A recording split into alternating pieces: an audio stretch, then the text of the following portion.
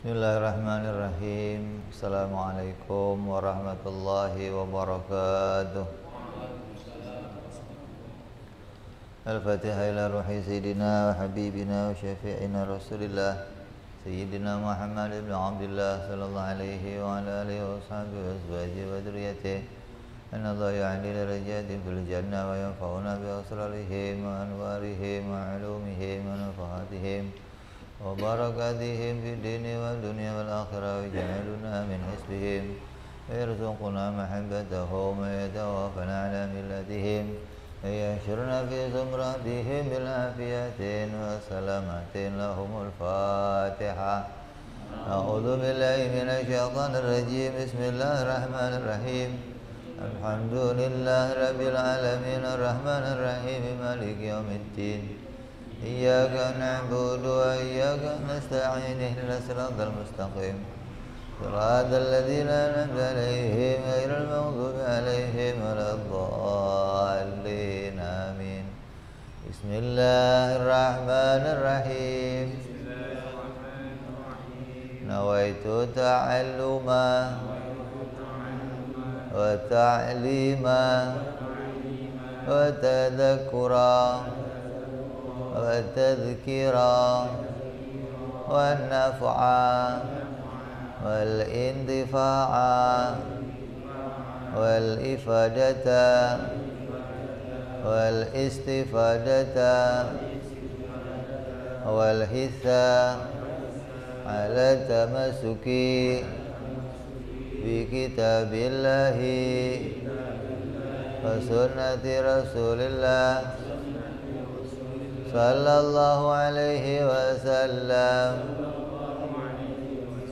ودعاء إلى الهدى والدلالة على الخير ابتغاء مرضاته وقربه وثوابه وحسن الخاتمة واللطف والعافية وصلاح العاقبة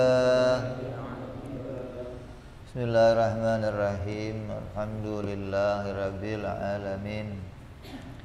Wassalatu wassalamu ala asyrafil anbiya'i wal mursalin Sayyidina wa habibina wa syafi'ina wa maulana Muhammadin wa ala alihi wa sahbihi ajma'in, amma ba'du. Qala musanniful kitab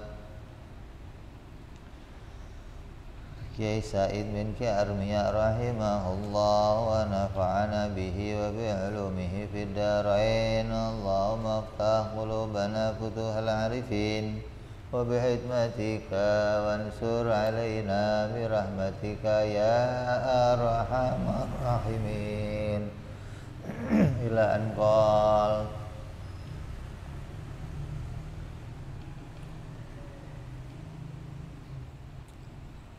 selesai kita membahas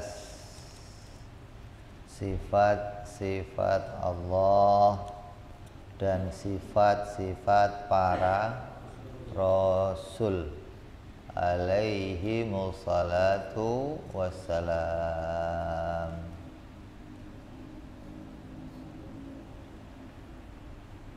Lengkap berarti sudah tuntas, sudah kita jelaskan sejelas-jelasnya tentang mana hak-hak Allah yang harus kita imani, mana haknya para Rasul yang harus kita imani. Lalu kita sampai kepada kesimpulan. Selanjutnya, adapun jumlah mu'taqad, adapun jumlah akidah, adapun jumlah prinsip yang telah kita bicarakan dari awal yang berkait sama sifat Allah dan berkait sama sifat Rasul, jumlahnya semua ada 64 akidah, 64 pedoman, 64 simpul.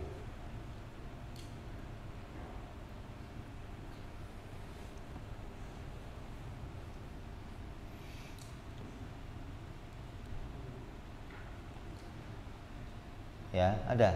Udah ketemu. Jumlahnya 64. Adapun keyakinan atau pedoman atau pegangan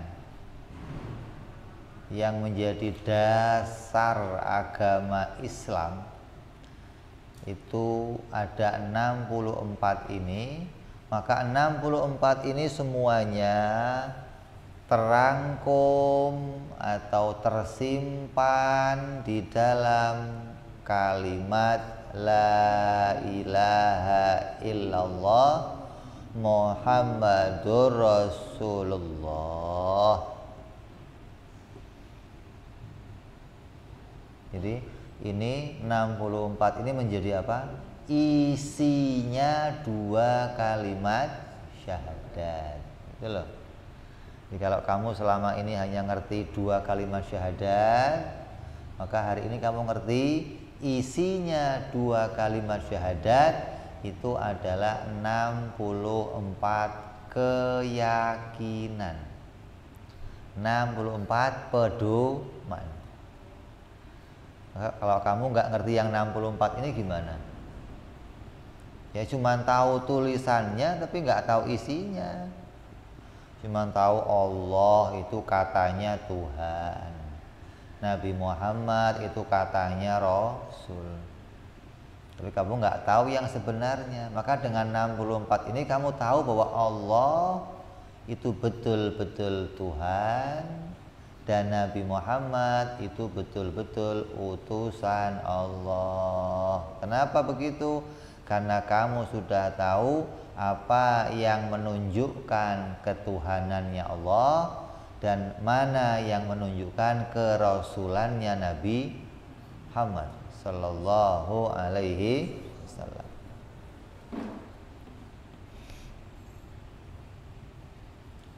Ya. Jadi kalau kamu kok syahadat dalam sholat nih, asyhadu an la ilaha illallah wa asyhadu anna Muhammad Rasulullah. Maka yang tersimpan di dalam kalimat itu ya 64 yang sudah kita kaji dari awal itu. Kalau sampai kamu nggak ngerti ya berarti hanya baca tulisannya tapi nggak ngerti isinya. Sama kayak apa? Sama kayak apa? Beo tuh gitu. Burung beo itu kalau diajarin ngomong bisa nggak? Bisa. Suruh baca kulhu bisa? Indonesia Raya bisa? Bisa ya? Suruh ngomong la ilaha illallah bisa? Tapi nggak ngerti isinya.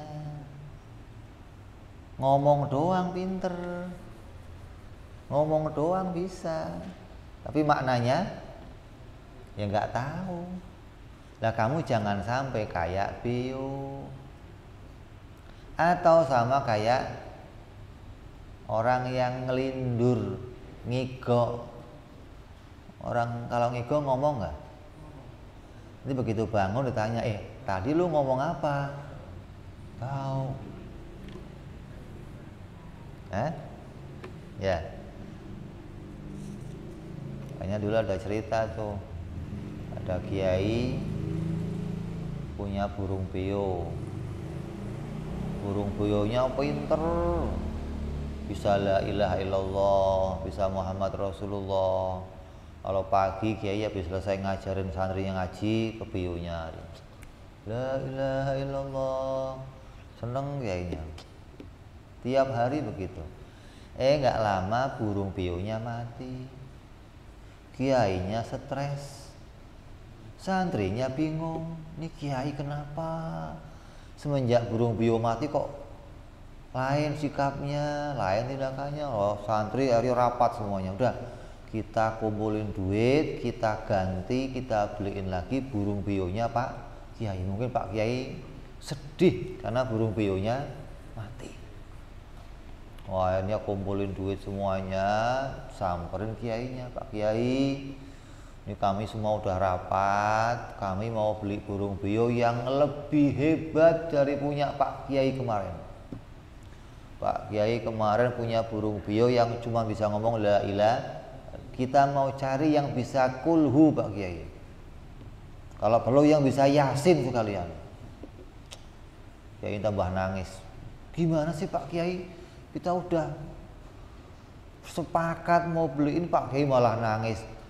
Kata kiainya, Cong, nak, santri, bukan itu masalahnya. Saya emang nggak ada nyeselnya burung mati mah gampang beli lagi.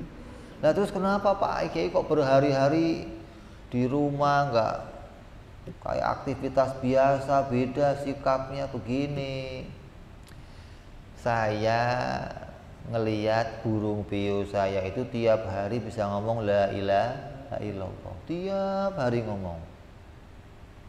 Tapi begitu akhirnya dia mau mati, matinya diterkam kucing, pas mati kok nggak bisa ngucapin la ilaha illallah, malah ngomongnya keok, keok, keok, mati. Nah, itu yang saya sedihkan. Sekarang kalian diajarkan la ilaha illallah, apakah nanti pada akhir hayat bisa ngucapin kalimat itu? Itu yang saya khawatirkan. Bukan masalah burung beo mati. Beo mati mah gampang beli lagi. Kira-kira bisa nggak di akhir hayat kita nanti ngucapin la ilaha illallah Muhammad Rasulullah? Itu loh maksudnya. Jadi apa yang kita kaji itu adalah semua dari awal sampai akhir itu isinya 2 kalimat syahadat. Harapannya apa? Harapannya kalimat ini bisa terus kita bawa.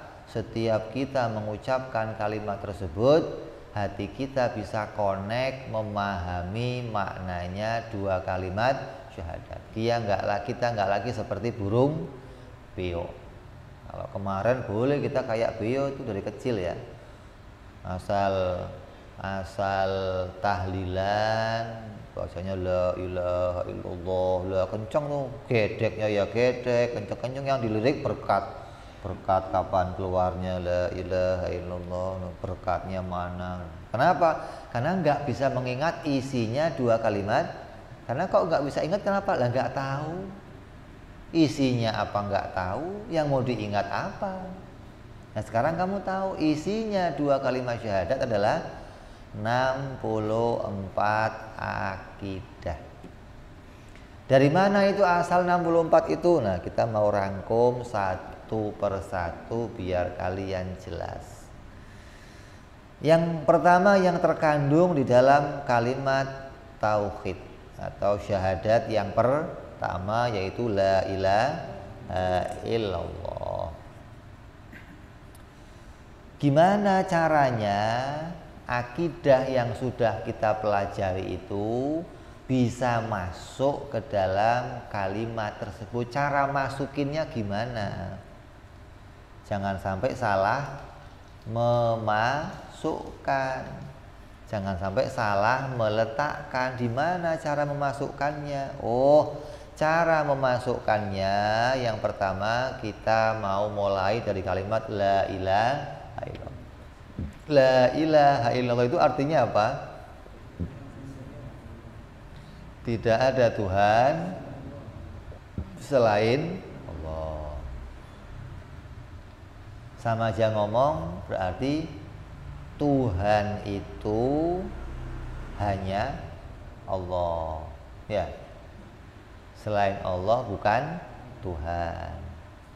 Berarti sama aja ngomong begini, Allah itu pada dirinya terdapat sifat-sifat Tuhan.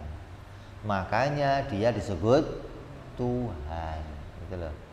Saya disebut manusia. Kenapa? Karena pada diri saya terdapat sifat manusia. Ini disebut meja. Kenapa? Karena pada dirinya terdapat sifat meja. Nah, Allah disebut Tuhan. Kenapa? Karena pada dirinya Allah, pada zatnya Allah terdapat sifat-sifat ketuhanan. Jelas nih? Makanya karena pada dirinya Allah terdapat sifat-sifat ketuhanan, dan pada selain Allah tidak kita jumpai sifat ketuhanan, maka kita omong la ilaha illallah. Tidak ada Tuhan selain Allah. Artinya tidak kita jumpai sifat-sifat ketuhanan pada selain Allah. Gitu loh. Tidak kita jumpai sifat-sifat ketuhanan pada selain Allah. Nyambung nggak? Ya, jadi kita sudah bisa ngambil pokok utama, Allah adalah Tuhan. Terus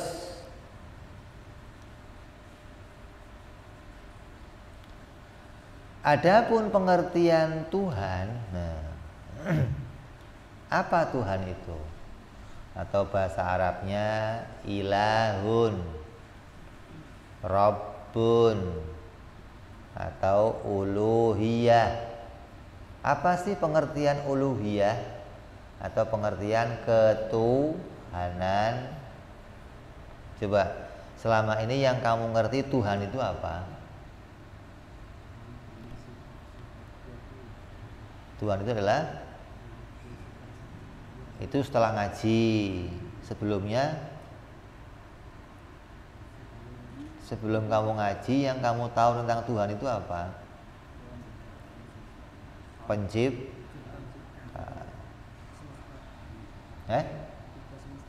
Pencipta semesta alam. Ya, kamu apa pahamnya Tuhan itu dulu? Tuhan itu apa? Pencipta alam. Jadi kalau alamnya ini nggak ada,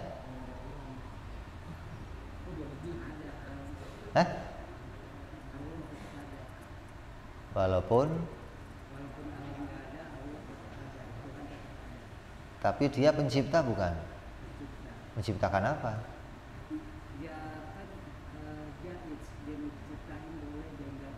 Nah, berarti Tuhan harusnya dikenal bukan sebagai pencipta. Karena pencipta itu hal yang jaiz buat dia, bukan wajib. Sementara yang mau kita kenal sesuatu yang wajib pada dia. Apa yang pasti pada dia disebut Tuhan. Kalau pencipta kan hukumnya jaiz, boleh menciptakan, boleh tidak, gitu kan? Nanti kita nggak punya kepastian kalau begitu. Nah, yang pasti pada dia yang harus kita imani kan, apa sih Tuhan itu menurut syariat, menurut agama nih, menurut agama mana? Agama mana saja. Mau agama Konghucu, mau ke agama Protestan, mau agama Katolik, mau agama apa di Indonesia, kalau kamu tanya Tuhan itu apa? Tuhan itu yang berhak disembah. Sesuatu yang disembah akan disebut sebagai Tuhan. Coba kamu tanya ya, kalau mereka menuhankan sesuatu, maka sesuatu itu akan disembahnya.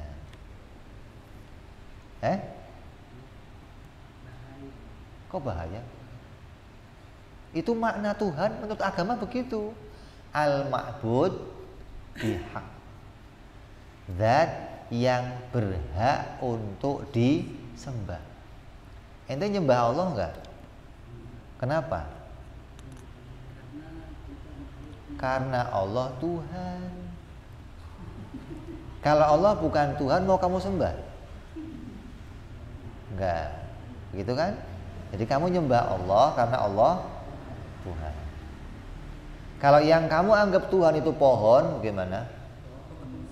Pohon disembah.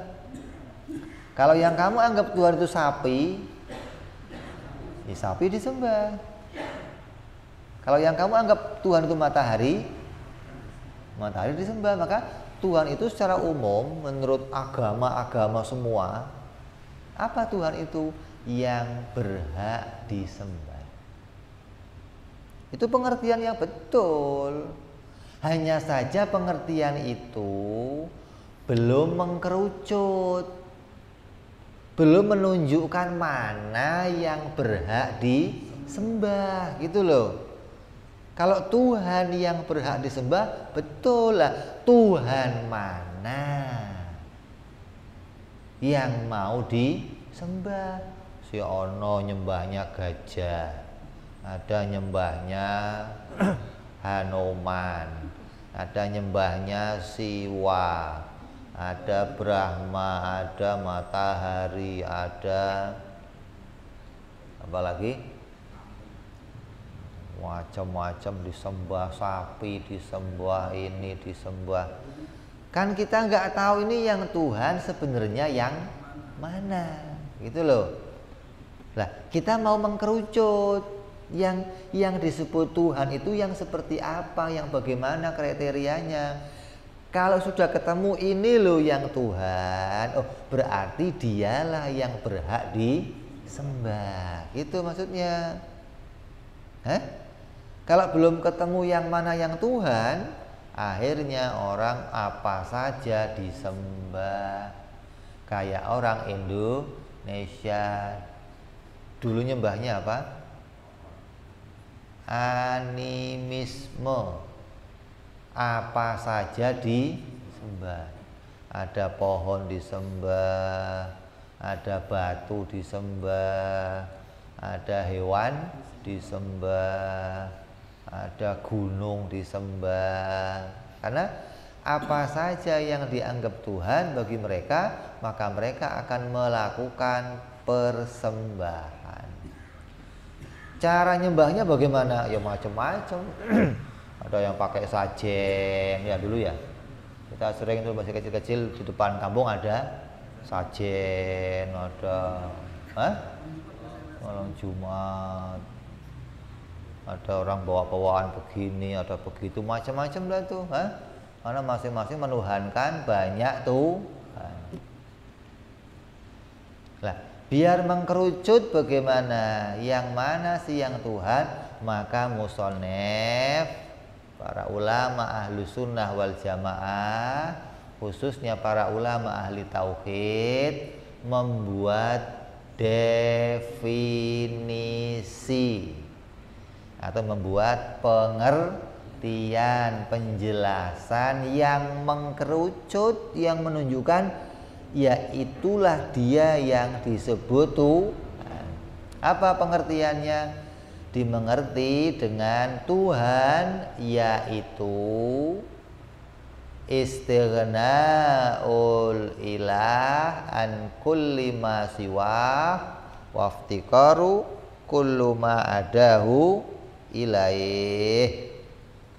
Tuhan itu adalah zat yang maha kaya, zat yang tidak butuh kepada segala sesuatu, dan segala sesuatu membutuhkan dia.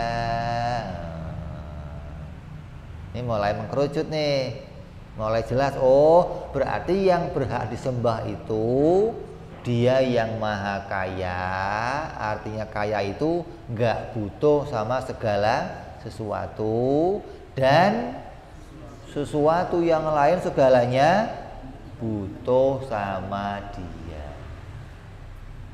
Itu mulai mengkerucut tuh. Nanti dengan pengertian ini kamu akan nemu mana yang Tuhan, mana yang bukan Tuhan. Kalau nggak pakai pengertian ini, kamu nggak bakal nemu Tuhan yang sebenarnya. Boleh kamu tes, boleh kamu uji, boleh kamu cek. Hanya dengan definisi ini, pengertian ini, kamu akan bisa menemukan mana yang Tuhan dan mana yang bukan Tuhan. Secara ilmu pengetahuan. Kalau saya bisa nemu tanpa itu, Bib, pasti katanya. Bukan pakai ilmu. Kata bapak saya Tuhan ini, Bib. Kata guru saya Tuhan ini, katanya. Tapi dengan ilmu ini, kamu akan bisa menemukan dengan sebenarnya sesuatu yang sesuai dengan fakta. Jadi pertama apa? Tuhan punya dua macam definisi. Definisi yang pertama, Tuhan itu adalah harus zat yang maha kaya. Artinya tidak butuh kepada segala sesuatu. Terus, dan yang lain itu harus fakir. Artinya yang lain harus butuh kepada dia.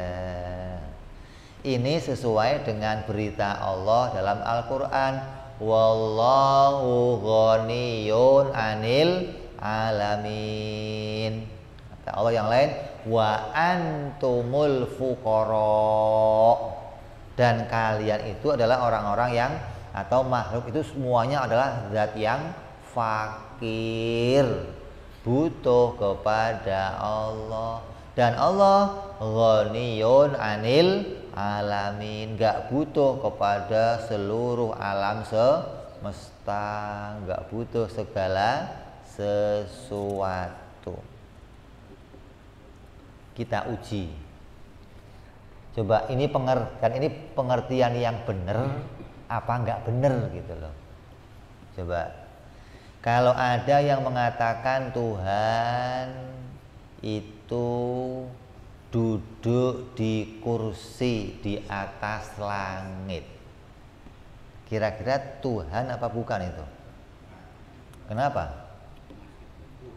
Masih butuh sama kursi. Tuhan bukan?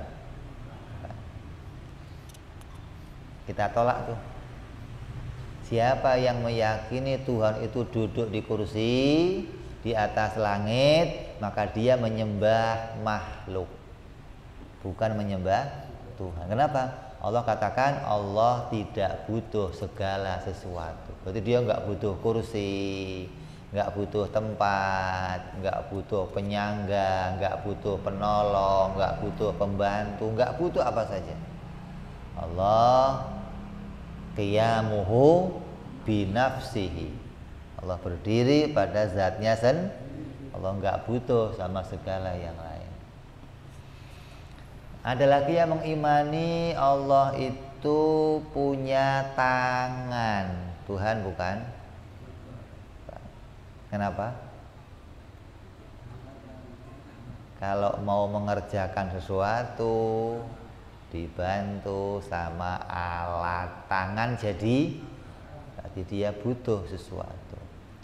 Ada yang mengatakan Tuhan itu tinggal di dalam nirwana. Tuhan bukan? Kenapa bukan? Butuh tempat. Coba kamu uji sendiri. Kamu cocokkan, kamu samperin tuh semua yang beragama. Kamu tanya, Tuhan kamu siapa? Oh Tuhan saya. Coba kamu tes, yang dia sembah betul-betul Tuhan atau bukan? Gitu loh. Jadi kita menyembah Allah itu bukan hasil ikut-ikutan.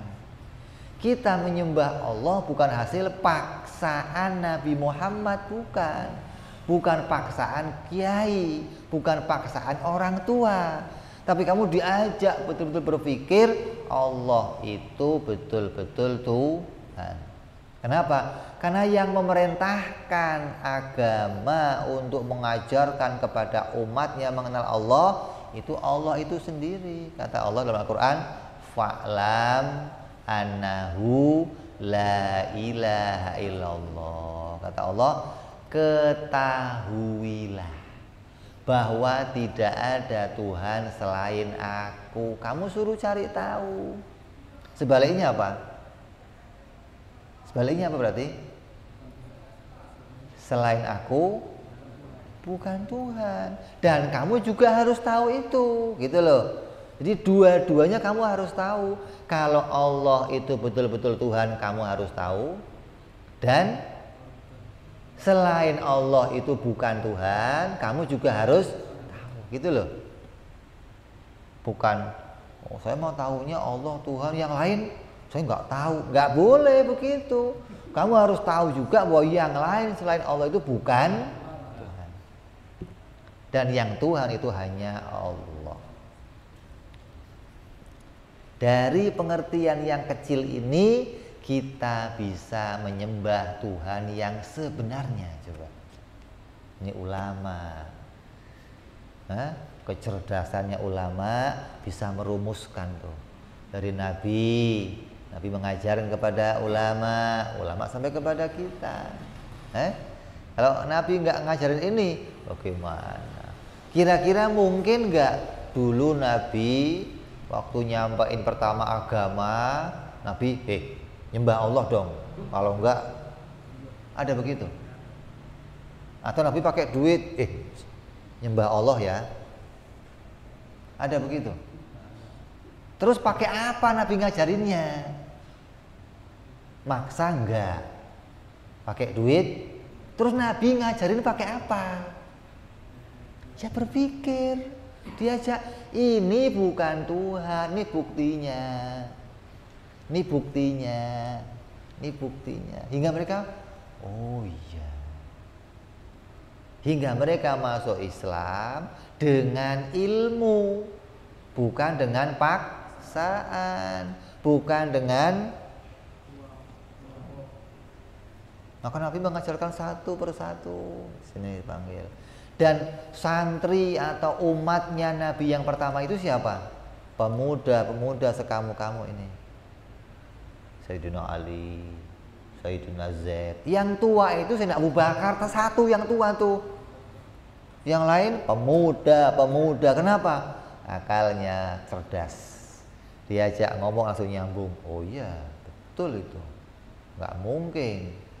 Sayyidina Ali, muda-muda semuanya, hingga mereka punya akal yang cerdas dan bisa menyampaikan sesuatu kepada yang lain dan dengan argumentasi. Gitu. Jadi kamu nyambung nih sekarang. Jadi dengan pengertian ini kita bisa menemukan mana yang Tuhan dan mana yang bukan. Jadi aneh kalau ada orang Islam nyembahnya Allah tapi masih mengatakan Allah ada di atas. Aneh kan? Kenapa Allah harus di atas? Lah kalau nggak di atas mau kemana Allah? Kok mau kemana? Emangnya Allah butuh tempat? Kalau kamu pantas, saya ini kalau nggak di atas ya di bawah. Kalau di atas nggak, di bawah nggak, lah mau kemana? Saya nggak bisa karena saya butuh tempat. Kalau Allah nggak butuh tempat. Jadi Allah nggak butuh atas, nggak butuh bawah, nggak butuh tengah, nggak butuh kanan, nggak butuh kiri, nggak butuh depan, nggak butuh. Allah Tuhan kita. Nyambung nggak?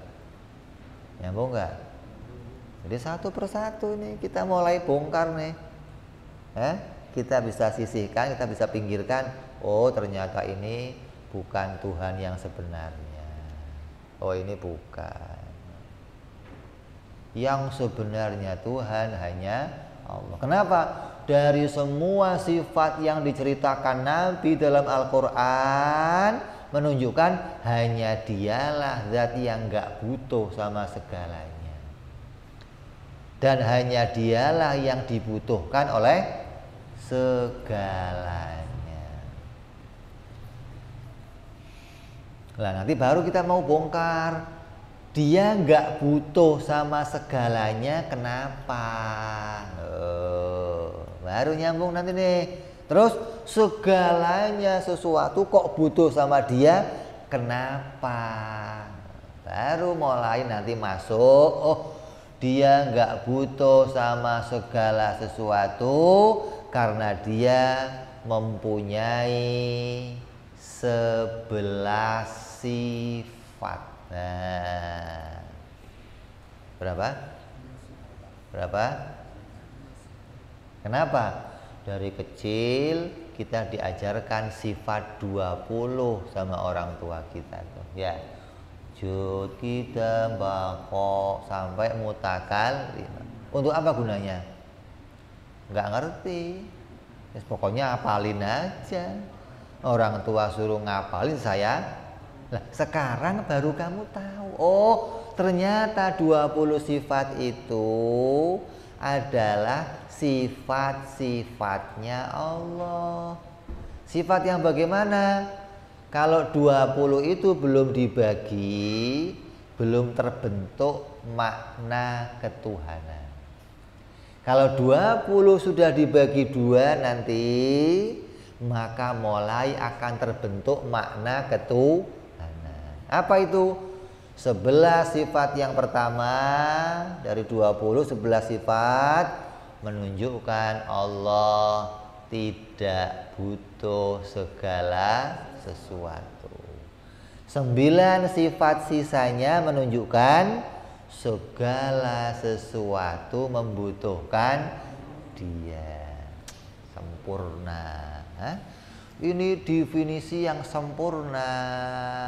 Yang dengan definisi ini kita bisa mengenal jelas Allah Subhanahu wa ta'ala. Jadi kalau selama ini kamu hanya kenal Allah, hadis, Allah, Quran, Allah, kalam, Allah, hadis, Allah, Quran, Allah, kalam, bolak-balik Quran, hadis. Nah, kamu diajak kenal Allah itu yang kayak apa sifat-sifatnya. Mana sifat-sifat yang menunjukkan ketuhanannya. Maka dari sinilah ulama membentuk 20 sifat dibagi jadi 2. Satu kelompok jumlahnya 11 sifat menunjukkan dia maha kaya, tidak butuh sama segala sesuatu. 9 sifat yang selainnya sisanya menunjukkan segalanya butuh kepada dia. Nyambung apa nyambung? Nyambung apa nyambung? Nah, 11 sifat yang pertama yang menunjukkan dia tidak butuh kepada segalanya apa saja? Yang pertama sifat tidak wa wujud, wajibul wujud, terus qidam, baqa, mukhalafah lil hawadis, qiyamuhu binafsihi, terus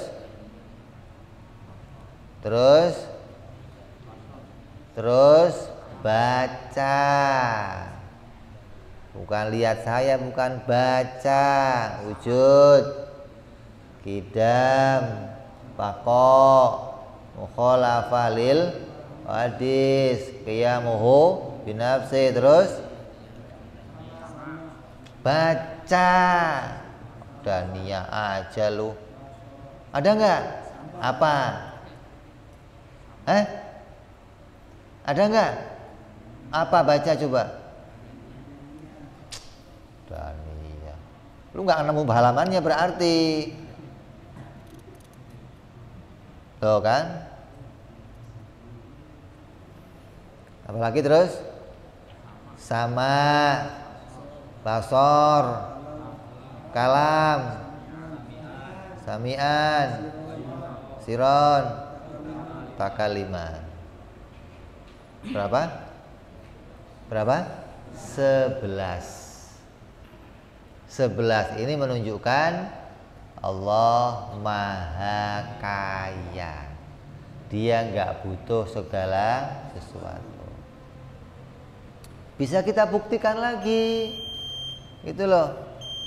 Wujud, dia nggak butuh diciptakan. Allah itu wajibul wujud. Karena dia wajibul wujud, maka dia nggak butuh diciptakan. Qidam, dia tidak berawal, maka nggak butuh diciptakan. Dia nggak berakhir, maka nggak butuh diciptakan. Dia mukhalafah lil hawadis, maka dia nggak butuh diciptakan. Qiyamuhu binafsi, apa? Dia nggak butuh tempat. Dia nggak butuh kepada zat yang lainnya. Terus sama basor kalam, dia nggak butuh sama penyempurna karena dirinya sempurna. Melihat, mendengar, bicara, sami'an, basiron, mutakal, liman. Itu menunjukkan bahwa dia tidak membutuhkan kepada yang lain. Kalau kita butuh diciptakan, butuh tempat, butuh disempurnakan. Kalau Allah nggak butuh segalanya itu. Dan semua itu wujud, qidam, baqa, sama, basor, kalam, sami'an, basiran, itu disebutkan dalam Al-Quran dan dalam hadisnya Rasulullah.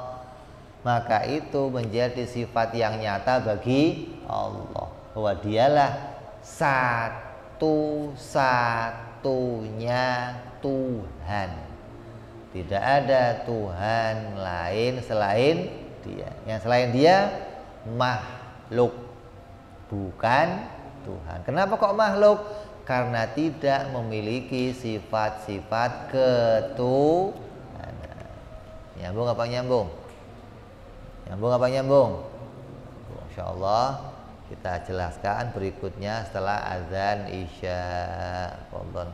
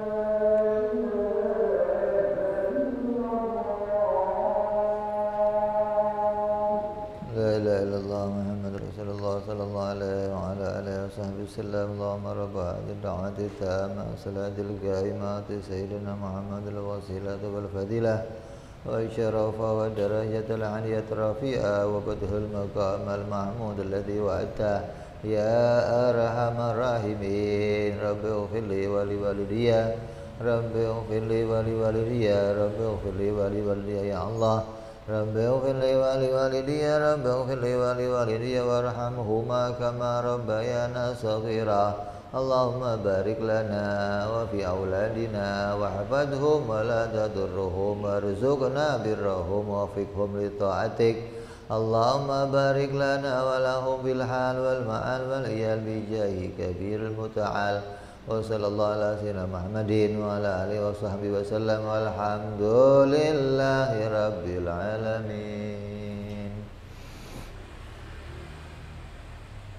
Kita lanjutkan. Kita mengenal sifat Allah dalam 3 macam sifat, yang wajib, yang mustahil, dan yang jaiz. 11 tadi adalah sifat yang wajib. Yang wajib bagi Allah ada berapa sih? Ada berapa? Ada 20. Yang mustahil ada 20. Yang jaiz ada 1. Ya. Nanti sifatnya ada 10. Itu tambahan pengertian. Kalau yang wajib dibagi 2, maka yang mustahil dibagi 2. Jadi yang mustahil itu juga 11 sifat menunjukkan Allah Maha Kaya, 9 sifat menunjukkan Allah dibutuhkan oleh segala sesuatu. Yang wajibnya ada 11, berarti mustahil juga ada 11. 11 tambah 11 berapa? 22. Ya, 22 ini harus kamu tahu bahwa itulah yang menunjukkan Allah Maha Kaya. Emangnya yang menunjukkan Allah nggak butuh cuman 11 sifat bib yang wajib mustahil? Oh yang nggak begitu. 11 sifat itu sudah cukup menunjukkan gitu loh bahwa Allah Maha Kaya. Kalau sifatnya Allah Maha Kaya yang nggak terbatas. Tapi kalau yang nggak terbatas harus kamu ketahui semua, ya umur kamu nggak cukup. Sifat Allah berapa sih? Nggak terbatas. Belajarnya kapan kamu sih? Terus mau 20 aja nggak hatam-hatam lo, sifat Allah nggak terbatas. Lah kapan kelarnya? Sifat Allah yang wajib kita ketahui ada 20. Kok 20? 20 itu sudah bisa menunjukkan ketuhanannya Allah gitu loh. Bukan Allah cuma 20 sifatnya, bukan. Tapi dengan 20 itu sifat-sifat ketuhanannya Allah sudah bisa dibuktikan. Apalagi 20 masih dibagi 2 lagi coba. 11 sifat menunjukkan Allah Maha Kaya, tidak butuh sama segala sesuatu. Kalau yang wajib ada 11, maka mustahilnya juga ada 11. Ditambah lagi yang jaiz. Berapa yang jaiznya? Jaiznya berapa? 1 pokoknya, 1 pokok perkara jaiz.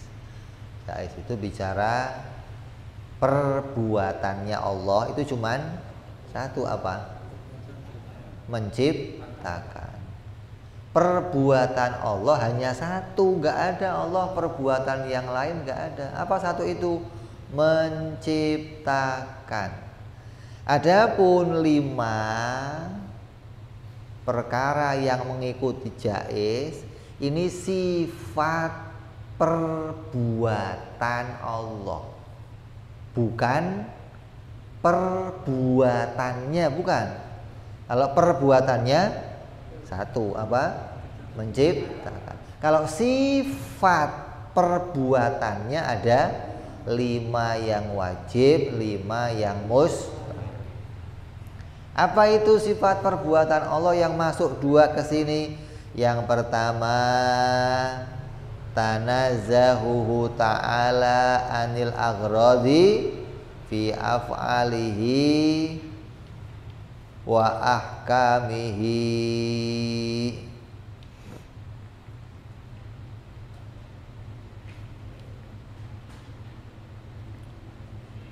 Terus la yajibu alaihi ta'ala fi'lu syai'in wala tarkuhu.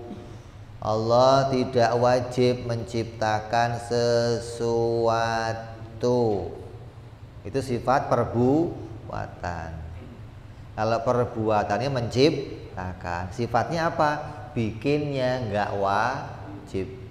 Yang kedua, Allah kalau bikin tidak mengambil keuntungan. Allah kalau bikin tidak mengambil keuntungan. Terus yang ketiga, la ta'sira li syai'in minal kainati bi quwwatihi, bahwa semua yang diciptakan Allah itu tidak memiliki daya dan upaya. Berapa itu? 3 yang wajib, yang jadi sifat perbuatan Allah. Kalau sifat perbuatan yang wajib ada 3, berarti lawannya 3, jumlahnya 6. 6 tambah berapa tadi? 11 sama 11 ada berapa? 22 tambah 6 28. Kalau di sini kan ditulisnya langsung 14 ditambah 14 jadinya 28. Tapi saya memecahkannya 14. Ini isinya apa? 14 ini isinya 11 yang wajib sama 3 yang jaiz, jadinya 14. Ditambah lawannya, mustahilnya 11, lawannya perkara jaiz juga ada 3, jadi 14 yang wajib dan jaiz ditambah mustahil dan jaiz, maka jumlahnya 14 tambah 14 jadi 28. Nah, kalau saya pecahkan satu-satu. 11 yang wajib ditambah 11 yang mustahil berapa? 22. Terus yang jaiz 3 sifat yang wajib ditambah lawannya ada 3 jadi 6 tambah 22 berapa? 28. Jadi yang kita pelajari itu 28 akidah masuk ke dalam satu definisi tentang Tuhan, yaitu istighna. Dia maha kaya, tidak butuh segala sesuatu. Ya, masuk 28 akidah. Kamu punya modal ilmu ini, kamu mau diskusi, mau argumentasi sama Paulus sekalian, kamu nggak bakal kalah. Kenapa? Karena yang kamu bawa fakta, yang kamu bawa bukan dongeng, yang kamu bawa ini adalah nyata. Ini loh sifat Allah, dan semua mengakui bahwa Tuhan harus begitu sifatnya. Kalau nggak begitu ya bukan Tuhan. Tapi anehnya kenapa masih nyembah yang begono begini, kan aneh. Mengatakan Tuhan itu maha kuasa, nggak butuh segalanya, tapi di atas. Lalu bagaimana? Ngomong Tuhan nggak butuh yang lain, tapi nangkring di kursi. Lalu gimana? Hah? Ngomong Tuhan itu nggak butuh yang lain, tapi punya tangan. Lalu gimana? Maka dengan ilmu ini kita mensucikan pengetahuan kita, keimanan kita kepada Allah Subhanahu. Kalau Allahnya nggak butuh disucikan, Allahnya maha suci. Yang disucikan siapa? Ilmu kamu jangan sampai kotor. Iman kamu jangan sampai kotor. Jangan sampai iman Allahnya disembah sebagai Tuhan, tapi imannya Allah punya tangan, Allah ada di atas, Allah kalau malam turun, kalau pagi naik ke atas. Itu Tuhan apa Tuhan? Jadi yang perlu disucikan apa? Keyakinan kita, bersihkan dari kekotoran. Apa kotorannya? Kotorannya adalah mensifati Allah dengan sifat-sifat makhluk. Walaupun sifat itu, nama itu disebut dalam Al-Quran dan hadis, kita tolak itu sebagai sifat Allah. Kok begitu?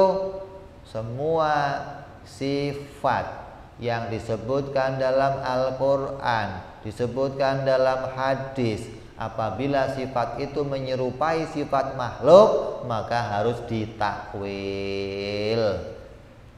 Tidak boleh dijadikan sebagai sifat Allah.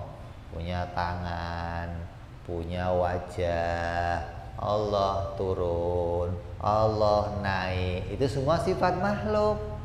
Kalau itu dijadikan sifat Allah, maka harus ditakwil. Hingga apa? Hingga dari hati kamu bersih, keluar semua sifat-sifat makhluk yang disifatkan kepada Allah Subhanahu wa ta'ala. Begitu maksudnya. Jadi harus kita iman kepada Allah dengan iman yang bersih. Jangan sampai imannya kotor. Kok iman kotor, Bib? Karena yang kamu imani masih kecampur-campur sama sifat makhluk. Tuhan kuasa, duduk di atas, itu campur-campur namanya. Kuasanya iya, duduknya sifat makhluk. Berarti masih kamu kumpulkan tuh sifat makhluk dan sifat Allah. Berarti iman kamu nggak bersih gitu loh. Ya, jadi ini kita ngaji sifat yang bersih yang mau kita sifatkan kepada Allah. Yang pertama ada 28 akidah. Nanti kita akan jelaskan ulang agar kamu jadi jelas sejelas-jelasnya tentang definisi ketuhanan. Nah, mudah-mudahan iman ini, keyakinan ini menjadi iman yang bersih di hati kita, ditancapkan di hati kita, dikuatkan di hati kita sampai akhir hayat kita. Kita mati membawa iman Islam dan mudah di akhir hayat kita mengucapkan La ilaha illallah Muhammadur Rasulullah, hingga kita selamat dunia sampai selamat di akhirat. Amin ya rabbal ala hadhihi niyyah wa ala niyatin shalih wa ila hadratin nabi. Al-Fatihah. A'udzu billahi minasyaitonir rajim. Bismillahirrahmanirrahim. Alhamdulillahi rabbil alamin arrahmanir rahim maliki yaumiddin. Iyyaka na'budu wa iyyaka nasta'in. Ihdinas siratal mustaqim. Siratal ladzina an'amta 'alaihim ghairil maghdubi 'alaihim waladdallin. Amin. Ya Rabbana i'tarafna bi annana i'tarafna wa annana asrafna 'ala ladha ashrafna fatub alaina taubah kausili kulli haubah واستر لنا عوراتي وآمن روعاتي واغفر لوالدينا ربي ومولودينا والأهل والإخوان وسائر الحلان وكل ذي محبة أو جرات أو صحبة والمسلمين أجمع آمين ربي اسمع فضلا وجودا منا لا باكتساب منا بالمصطفى رسولنا بكل سولي صلى وسلم ربي عليه عند الحب وآله وصحبه عدد تعصي صحبي والحمد لله في البدء والتناهي سبحان ربك رب العزة عما يصفون سلام على المرسلين والحمد لله رب العالمين. Assalamualaikum warahmatullahi wabarakatuh.